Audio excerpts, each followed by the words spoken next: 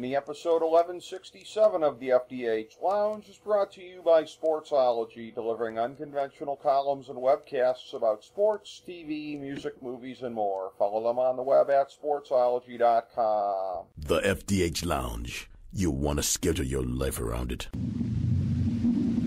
A long time ago, on a gloomy, wet Cleveland spring night, two men stand alone amidst the late-night drizzle.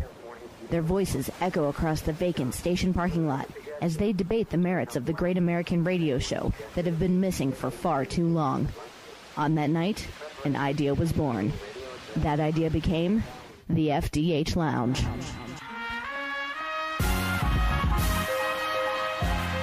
Welcome to the FDH Lounge. Hello, everyone. Welcome to FDH Lounge mini-episode number 1167. This is FDH Managing Partner Rick Morris here, and we've got a real treat today. We are recapping the 2019 World Series, and we are doing so with a gentleman who covered it up close. Bill Ladson, of course, covers the Washington Nationals for MLB.com, and in the course of his wide-ranging media career, I have taken note of the fact that he had once hosted a podcast called Newsmakers, which we can appreciate that. This is the show where nothing is off topic. So we're talking baseball here today, but we're always a fan of talking to anyone who is a real Renaissance man and can talk about anything. So I am confident this is going to be an excellent conversation about the 2019 World Series. Bill, thank you so much for taking time to be in the FDH Lounge today, sir. How are you? Doing all right. Thanks for having me. Real pleasure. And again, I really am going to be interested to hear about what it was like up close covering this thing because, from a distance, it was fascinating enough. You start with the notion that this is the rare, not just championship event, but a 7-game series of any kind in any sport with the road team taking every single game. I mean, as far as oddities go in your media career, as far as weird things you've covered, where does that dynamic rank up there? It's unheard of, I think. I'm not going to lie. It's, when the Astros had 3-2 lead in the series, and going back to Houston, I really thought the Astros were going to win it all. But then again, though, you got to remember why the Nationals went all the way this year. They went all the way because they changed the way they use their bullpen. If you remember during the postseason, they really didn't use their bullpen that much. What they did, it wasn't very good. So they decided, we're going to put Steven Strasburg as a reliever. We're going to put, Corbin as a reliever. We're going to have Scherzer as a reliever. I think that was the difference. I think the way he changed, Dave Martinez changed his bullpen, that was the difference, I thought, because no one questions what's going on with the starters. I mean, they're great starters. So that wasn't the issue. The issue was always going to be the bullpen, and Dave Martinez and the front office, they changed everything. That's one of the interesting things about baseball and the way that it really kind of changes on the fly within the course of a couple of years, because you go back to 2015 and everybody was thinking that Kansas City had really kind of revolutionized things here. They really didn't have the money to go out and get much in the way of starting pitching outside of Johnny Cueto, so they loaded up 7th inning, 8th inning, 9th inning, doing it that way. And the next year in the World Series, my hometown Cleveland Indians somewhat kind of copying that with Andrew Miller coming in to be a second closer. So that's really sort of been the trend up until fairly recently here is trying to maximize, you get that lead. And analytics have really kind of backed this up the last couple of years with teams just getting so many hard throwers coming in the late innings, but you wonder if Washington and the way that they did it could spur a kind of counter trend as far as how to make your bullpen, I don't want to say necessarily obsolete, but really not that big of an issue in the postseason, or at least not enough of a liability to keep you from winning at all. Well, think about this. I'm glad you brought this up because the Nationals really did revolutionize starters as relievers. If you remember in 2014 against Madison Bumgarner came in the second game in the 5th inning, 4th inning, and pitched the rest of that game. And I mean, you saw what happened. He pitched really well and helped San Francisco go all play. So I think it started with the Giants, and I think sure Dave Martinez and Mike Rizzo saw what they did, and they had no choice. They had to do it. Their bullpen is that bad, and we all know now. They're the world champs. They have to acquire some bullpen help in the reversal. So, believe me, they going to make some changes there. I'm sure that they are, and that's what's really, really interesting is the way that Kansas City did it. That seemed attractive to a lot of teams because it's a little bit more of a cost-efficient way of doing things. You can get a young guy who throws hard to come in the seventh inning. The way that Washington's doing it, you're having to run your high-priced talent out there as much. It'll be interesting to see if that catches on as much or not, because like you said, I mean, the path of least resistance for Washington at this point is just to get better in the bullpen, because it's not going to cost them nearly as much as it would cost to upgrade in other areas, I think, for the most part. Right, and also, too, I don't see it happening like during the regular season, because, I mean, obviously the arm, sure, man, they'll get tired, and, they'll come on. Believe me when I tell you that. So I think the bottom line is the Nationals are, they have to get some bullpen help. I mean, I don't know if we don't even know if Daniel Hudson's going to be back. So, I mean, obviously the closer, Seb, because the guys that they use, the only person I see coming back from that bullpen is Ray. So we'll see what happens. Yeah, that will be a fascinating story to follow. And in terms of the way that everything lined up for them this year, you go back to, again, the wild card game and a sense that I had when that fateful thing happened there late in the game. Juan Soto singling to right field, then comes the error, and Washington's able to kind of blow the game open, come back in a game. Because it really looked like here we go again, I'm sure, for all the Nationals fans up to that point. This is a team that had been the standard bearer for futility in the National League in the past decade, outpacing even the Dodgers, because at least the Dodgers have been to the World Series the last 2 years. But when I watched that, Bill, and I'll be very curious to know if you agreed with me at the time, I had a sense, because I'm thinking to myself, there's teams that go on tremendous runs after this. This looks like a team of destiny kind of thing right here. And I said on our preview for the postseason, I didn't pick them to beat L.A., but I said they're a live dog. They're a team that's going to be dangerous. And even though I picked L.A. in 5, I said I wouldn't be surprised if this spurred Washington to something bigger and better. Little did I know it would be the World Series in the end. But when you watched that in that moment, did you have the instinct that it could be transformative the way that I did? Yes, I did. I really did. And again, it goes back to what J.D. Martinez did in that game. I think what helped the Nationals win that game was, number one, after Scherzer was done, who did you put in? Steven Strasburg. And then who didn't allow any runs. He dominated Milwaukee. And then it allowed the team, the hitters, to come back. No one has ever questioned their off because, believe it or not, they were better after they let Bryce Harper go. And I mean, Juan Soto was better. I'm sorry, he's better. Robles has improved dramatically. I mean, and Adamy, he improved after the second half of the season. So I think it helps that their offense really came through in the clutch, and they had some help too with the area right field, and it really helped. And I agree with you that it was a team of destiny after that. It really was, and I can say somewhat facetiously, as a long-time keeper league fantasy owner of Michael Taylor, imagine if that guy had lived up to the pedigree, what the offense would be like right now. Well, let me tell you something. I think Michael Taylor, for some reason, this is just me, I think Michael Taylor has figured it out. Okay. And I would love to see him get a chance again. I think he's figured it out. No one's ever questioned his defense. I mean, he's outstanding. He's improved it during the postseason.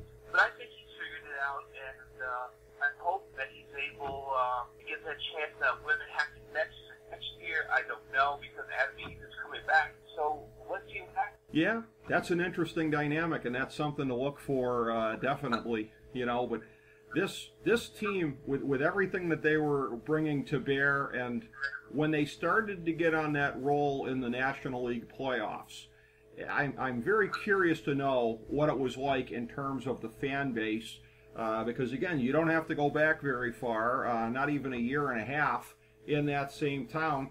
One of the big standard bearers for futility in the NHL playoffs over the last decade and a half, the Washington Capitals, they finally break through, in their case, finally getting past Pittsburgh, which had been their bugaboo for so long. They pull through, they win. Was there any kind of sense from the fan base, once things really started to get going, of here we go again, we're going to have another team that is going to break the futility barrier and go all the way? Well, I think it started with Milwaukee. Mm-hmm. I think it started in that wild card game, and once the Nationals won that game, it was like the bugaboo was taken off not just the fans, but the players as well. Like they could finally win a playoff game. Mm-hmm. I mean, that was the Nationals. I'm not talking about the Expos. We talking about this is the Nationals' first ever playoff victory. Yes. So I think after that it changed, and although there was some bumpy roads, against the Dodgers and against the Dodgers especially, I just think they found a way to get it done, and I credit Dave Martinez for that because you heard what everyone said. He never panicked. I mean, I tell you, he deserves Steve Manager of the Year. Even though he's not in the top three, he should be up there. He did a great job. Well, he'll always go down in history as the guy who was there for the breakthrough and who guided them over the top, no question about that. And, he really did a great job going through the playoffs. The National League Championship Series, I would say even more than I suspected. I suspected it could have been a little bit anticlimactic because the metrics that I was looking at coming in suggested that, with all due respect, the St. Louis Cardinals were the team in the National League playoffs. It was like one of these is not like the other. Quite frankly, I thought Atlanta was going to get through against the Dodgers in the NLCS. That's why Vegas makes as much money as they do, because of folks like me, I guess. But St. Louis makes its way through. But when you really look at it, whether it be the lineup depth, whether it be the depth of dominant starting pitching, as good as St. Louis's is, to me, they just didn't really measure up with Washington, and yet I was surprised at the magnitude of the beatdown. Were you at all surprised, and did it tell you anything about what their chances might be against whoever was going to be the American League champion? Well, first of all, I think everybody was shocked that the Cardinals were swept by the Nationals. I agree with you on that. Mm-hmm. I didn't think it would be as easy as it was. Yeah. The bottom line was, the starting pitching was the one, with the exception of Wainwright, the starting pitching let them down. Yeah. No offense as well. No offense. So, you got to credit the starting pitching for that, the Nationals, and it was. I wasn't surprised that they won. I was surprised how easily they won. It was a sweep. So, yeah. I was surprised by that. And I would say once they started playing Houston, even before they won those first two games, I thought that there was a chance the Nationals were going to win it because of their starting pitching and the way Dave Martinez was using his bullpen, which was use his starters. So that's why I thought they had a chance. Yeah, and again, my pick going into the World Series, I thought Houston would win in 6. I thought what we had seen thus far in the American League playoffs, I thought past was going to be prologue in that. I thought Washington would take them basically right to the brink, the way that the Yankees did, the way that especially Tampa did in the first round. Again, I figured that Washington had what it took to hang in there a lot, but the way I looked at it coming in and looking at all of the metrics, I mean, again, Houston is a historically great team, at least on paper, when you look at everything they bring to bear in all facets of the game. And now they're going to go down in history probably right alongside my 1995 Cleveland Indians as one of the better teams not to win the World Series that year. So Washington was a significant underdog in the public mind merely because of the caliber of the machine that they were going up against. And yet, I'm guessing that the players were able to use that as motivation and kind of a little bit of a chip on their shoulder, one would think. Oh, there's no question that it played a role, and they had a chip on their shoulder. But the bottom line is, when it came down to it, again, it's what they did in the wild card. Game 7, they went to the press report instead of going to a bullpen guy, and you saw what happened. I mean, he shut the door. It was absolutely surreal to see it play out the way that I did, and I think for most people in watching, and that was one of those things in watching the game. I mean, I will never forget this as long as I live. The delayed call from Joe Buck, and I understand it was tough to see on Rendon's home run if it was going to be fair or foul. But that was one of those deals where just it seemed like nobody could believe it, not least of which the guy doing the play-by-play when that happened, because it just turned on a dime so much, and all of it was a game where Washington really, you could be forgiven for thinking they're not going to be able to come back from this at this point. The fact that Houston got the better of the starting pitching matchup on that particular night, which was contrary to what people were expecting going in. For Washington just to swing it the way that they did is something that I think they're going to be talking about decades from now as far as Game 7 heroics. There's no question about it. And you know what, too? Because of what I saw, I really believe the Nationals are going to be a dynasty. I think this is not just the beginning. It's not a fluke.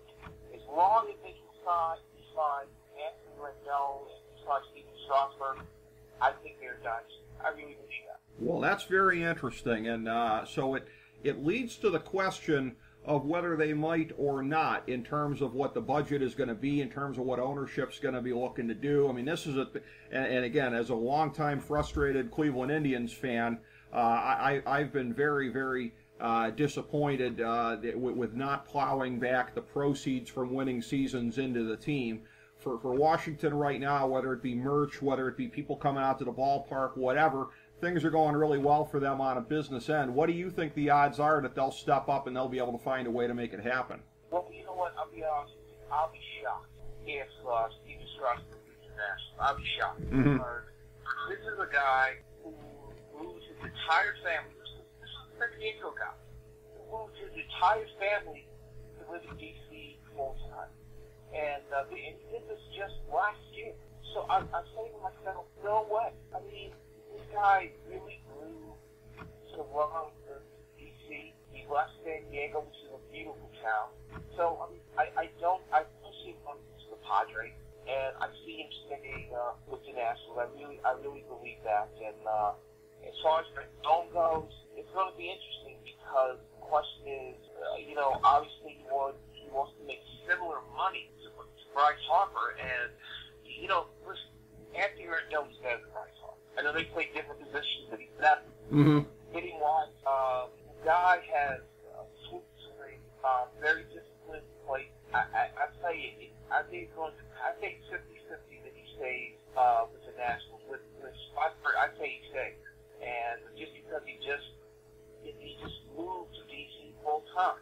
I just hope they'll see him relocate his family again. He has 2 kids, a wife, and I just don't see him moving again. I just don't see. Well, and this is, I really like the point that you made about a potential dynasty there, because I like whenever a guest can get us thinking about things that weren't necessarily in the mind here. So the first thing, my first instinct upon hearing that is to look at this and say that one of the things that baseball has really been lacking for, and one of the things that has really been a factor in the downturn of popularity and ratings and everything like that, is that outside of Yankees-Red Sox, there really hasn't been a compelling rivalry that's really grabbed people in the last 20 years or so. I mean, even when the Dodgers and Cubs were in the NLCS every year for a couple of years, if you're not in the same division, it's not quite the same thing. So again, Yankees-Red Sox, that's probably, nothing's going to be bigger than that, I suppose. But in terms of something that could be a real head-turner for baseball, I'm looking down in Atlanta at the team that actually won the division, at the team that actually in the regular season was better than the World Series champions. I mean, if you're saying that Washington is going to be really way up there the next couple of years, I think we all know the Braves are going to be too. That should be a hellacious clash of the Titans for the next couple of years then, Bill, if what you're saying it pans out to be the case. And it's not just the Braves now, or the Nationals. Right. I mean, I think the Mets have a chance to really improve it. Let's remember now, they won 86 games. Yeah. 86 games.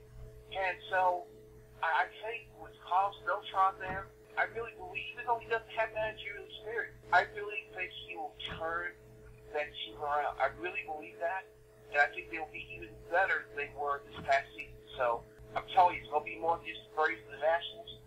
I just think right now, on paper, if I had to say how far can the Nationals go, I think they're good enough, depending on if they sign Strasburg and Rendon, to beat Dodgers. I don't think it's just a one-year thing. Sure, yeah, because talent's never been their thing. It's been being able to execute, and now they have the confidence of knowing that they can. And yeah, you look at the rest of the division there. Well, nobody's going to be talking about Miami being a factor for as far as the eye can see, probably, for as much as young talent as there may be in the rotation in some areas. They're a ways off. But in Philly, you got Bryce Harper. He's going to be looking to prove that he's not the latest example of Bill Simmons' Ewing theory of where a team gets better when a guy leaves. So Philly's got some talent. For the Mets, it's a thing where they still need more offensive depth. I'd say similar to what I said about St. Louis a little bit earlier, and it's actually really kind of interesting, isn't it, that St. Louis has got Goldschmidt and they've got Alfonso, so they're each anchored by a first baseman there in that sense. But that's a thing where the Mets, they're going to have some more commitment from ownership to be able to stick around in there more than they've had really ever since the Bernie Madoff deal went down, allegedly. But this division, then, this could really be something super competitive at the top for a ways out from the scenario you're painting. I think what you're getting with the Mets is that they have nice young talent. They do. You don't get Jeff McNeil. Yeah. You get Wilson Ramos there, and they started pitching. I mean, you can't forget that. Right. So I just think, if they can improve their bullpen, I mean, the reason they didn't make the playoffs is because of their bullpen. Right. So if they can improve their bullpen and maybe improve their bench a little bit, I just think, they're going to be tough there. I'm not going to underestimate the Mets and Carlos Beltran. I'm telling you, that team is a team to watch. Well, if they want to get the most out of their money, Bill, maybe Robbie Cano could take some lessons on throwing a knuckler over the summer. That would be something. Come back in the bullpen next year. Maybe he could earn his money that way. I mean, when he was, he was a disappointment, especially in the first half. He came around in the second half, but I think Robbie Cano, can be better than last year, and also, just improve from last year. This team will come a long way. I'm not underestimating the Mets at all. Very interesting. We'll have to see how that pans out. But as anticipated, Bill, a wonderful conversation with you here, looking at the World Series for this year. Greatly appreciate it. Bill Ladson from MLB.com. Great baseball writer. Bill, we really appreciate your time. Thank you so much for being a part of the show, and don't be a stranger. Love to have you back on. Anytime. You take care. Really appreciate it. Thank you, Bill, and thank you, everybody, for tuning in to FDH Lounge Mini Episode number 1167. As we bring the show to a close, we would like to extend our deepest gratitude to NBC, CBS, ABC, Fox, all Clear Channel affiliates, TNT, TBS, USA, UPN, Deadspin.com, YouTube.com, YTMND.com, MySpace.com, various blogs, Fox News, CNN, CNBC, MSNBC, IamBoard.com, Billboard.com, Google.com, ESPN, ESPN2, ESPN News, ESPN Classic, NBA TV, NFL Network, Sports Time Ohio, Athlon Magazine, Comedy Central, Cartoon Network, The Boomerang Channel, QVC, BET, The Spice Channel, Steno Notebooks, Manwich, Papermate Office Supplies, waitresses, strippers, bartenders, garbage men, janitors, microwave popcorn, the writers of The Office, Scrubs, Entourage, My Name is Earl, Oz, Metalocalypse and the Boondocks, Aquafina, and The Periodic Table of Elements.